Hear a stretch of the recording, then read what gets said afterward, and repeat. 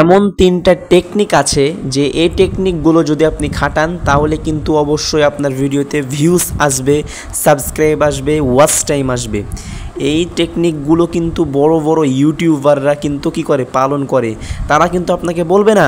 তাই বলছি এই টেকনিকগুলো আপনি জেনে নিন আর আপনি আপনার ভিডিওতে ইউজ করেন, অবশ্যই আপনার ভিডিওতে ভিউজ সাবস্ক্রাইব আসবে।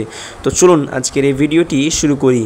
তো শুরু করার আগে ছোট্ট একটি কথা বলি, চ্যানেলটিকে সাবস্ক্রাইব করুন এবং ভিডিওটি একটু হলেও মনোযোগ দিয়ে দেখতে থাকুন। তো চলুন আজকের এই ভিডিওটি শুরু করি।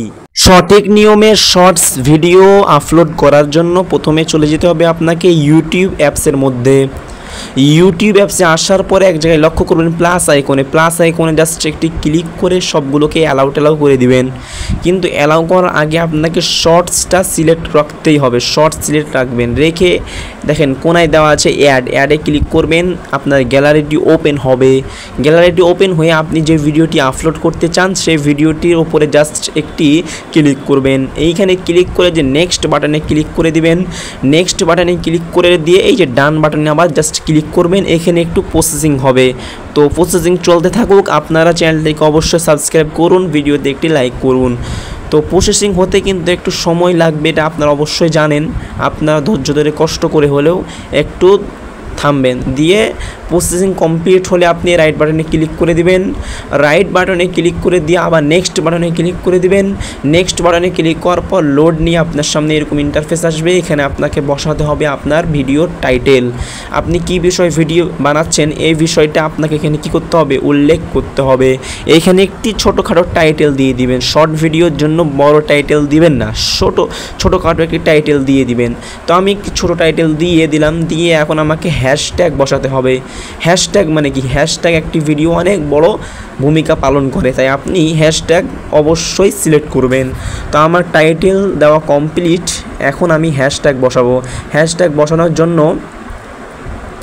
এইখানে ক্লিক করে দিয়ে আমি যে একবার হ্যাশট্যাগে ক্লিক করলাম, দেখেন আমার সামনে এতগুলো শো করছে। এখন আমি একটি ভাইরাল লিখলাম, আবার এখানে ক্লিক করে দিলাম, আমি আরেকটা লিখলাম, আবার হ্যাশট্যাগে ক্লিক করলাম, আমার সামনে কিন্তু অটোমেটিকলি কিন্তু ইউটিউব আমাকে শো করাচ্ছে। এখানে করে আমি এই যে প্রাইভেসি আনলিস্ট করলাম, আনলিস্ট করে তো এখন আমি থাম্বনেল লাগাবো। থাম্বনেল লাগার জন্য ভিডিওর উপরে যে ক্লিক করব, ক্লিক করলে আমি যেখানে একটা থাম্বনেল সিলেক্ট করতে পারবো। তো এখানে আমি রাখলাম, রেখে ক্লিক করে দিলাম। দিয়ে এখন আমি আপলোড শর্টে ক্লিক করে দিব। এখন সঙ্গে সঙ্গে কিন্তু আমার ভিডিওটি কিন্তু কী হয়ে গেল, আপলোড হওয়া শুরু করে দিল। দেখতে পাচ্ছেন কিন্তু আমার ভিডিওটা কিন্তু আপলোড হচ্ছে। এভাবে কিন্তু আপনি ভিডিওগুলোকে আপলোড করতে পারবেন। ভিডিও আপলোড করা কমপ্লিট, কিন্তু আমরা আনলিস্ট রাখলাম। এখন আমরা পাবলিশ করে আপলোড করব কিভাবে। প্রথমে চলে যাব আমরা ওয়াইটি স্টুডিও অ্যাপসের মধ্যে। ওয়াইটি স্টুডিও অ্যাপসের মধ্যে আসার পরে একটু লোড নিচ্ছে।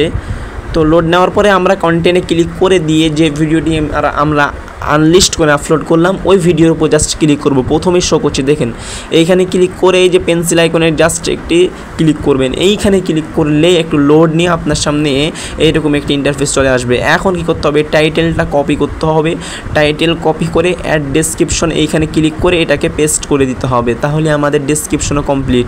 এখন আমরা কি করব, এখানে আমরা কিছু ট্যাগ বসাবো, যেমন ভাইরাল শর্টস, ভাইরাল ফিড, এরকম আমরা কিন্তু খুঁজে আমরা ভিডিও অনুযায়ী কিন্তু খুঁজে আমরা কি দিব। তো এগুলো আমরা এখানে কি দিব, ট্যাগ দিয়ে আমরা এখানে অনেকগুলো ট্যাগ বসাবেন না, মাত্র 4-5টা বসাবেন। অনেকজনকে দেখেছি অনেকগুলো ট্যাগ বসাই। আমি তাদেরকে বলবো ভাই আপনারা অত ট্যাগ বসাবেন না, আপনারা জাস্ট 7-8টা বসাবেন যদি আপনার লং ভিডিও হয়। আর শর্ট ভিডিও হলে আপনি 3টা 4টা 5টা এরকম বসিয়ে ছেড়ে দিবেন।